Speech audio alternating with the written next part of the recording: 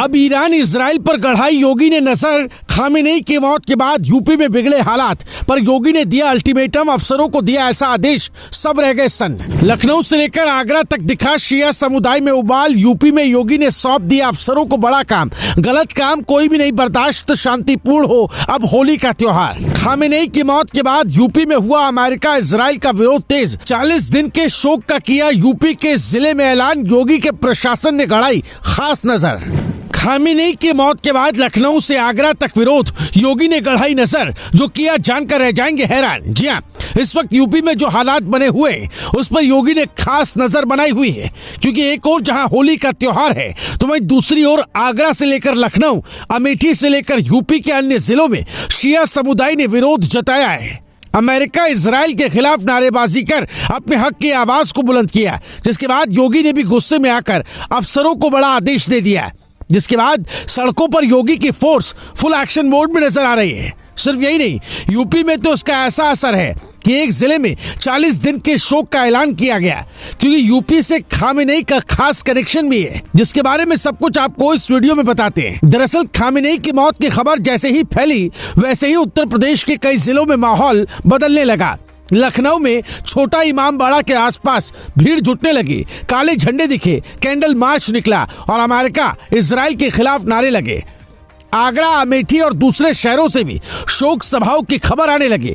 ऐसे में सबसे बड़ी नजर अगर किसी की थी तो वो थी मुख्यमंत्री योगी आदित्यनाथ की, क्योंकि त्योहार का समय भी है और भावनाएं भी तेज हैं। यही वजह रही कि खबर मिलते ही उन्होंने अफसरों को साफ शब्दों में कह दिया, कानून व्यवस्था पर जरा भी ढील नहीं चलेगी। योगी ने वरिष्ठ अधिकारियों के साथ बैठक कर हालात की पूरी जानकारी ली और स्पष्ट निर्देश दिया कि शोक कार्यक्रम शांतिपूर्ण रहे, आम जनता को कोई परेशानी न हो और किसी भी तरह की अफवाह फैलाने वालों पर सख्त नजर रखी जाए। पुलिस को संवेदनशील इलाकों में गश्त बढ़ाने को कहा गया। सोशल मीडिया पर भी निगरानी के आदेश दिए गए, ताकि कोई भ्रामक संदेश माहौल न बिगाड़ सके। मुख्यमंत्री का संदेश साफ था कि विरोध हो सकता है, लेकिन व्यवस्था नहीं बिगड़नी चाहिए। लखनऊ में मौलाना सैयद कल्बे जवाद ने अमेरिका और इजराइल पर तीखे आरोप लगाए, कहा कि हमला धोखे से किया गया। उनका बयान तेजी से चर्चा में आया और भीड़ में भावनाएं और भड़क गई। कई जगह शिया समुदाय ने 3 दिन के शोक का ऐलान किया, तो अमेठी में 40 दिन तक कोई उत्सव न मनाने का फैसला सामने आया। दुकानों का स्वेच्छा से बंद रहना इस बात का संकेत था कि समुदाय इसे गंभीरता से ले रहा है, मगर इसी बीच प्रशासन लगातार संवाद बनाए हुए ताकि कोई टकराव की स्थिति न बने। अमेठी का फैसला सबसे ज्यादा चर्चा में है। वहां शिया धर्म गुरुओं ने साफ कहा कि सिर्फ शोक नहीं बल्कि संकल्प है। कई इलाकों में बाजार बंद रहे और लोग इमाम बाड़ों में इकट्ठा हुए। स्थानीय लोगों का कहना है कि हमला एक विचार पर था, इसलिए प्रतिक्रिया भी वैचारिक है, लेकिन प्रशासन ने वहां भी पुलिस तैनात की है और शांति की अपील की है।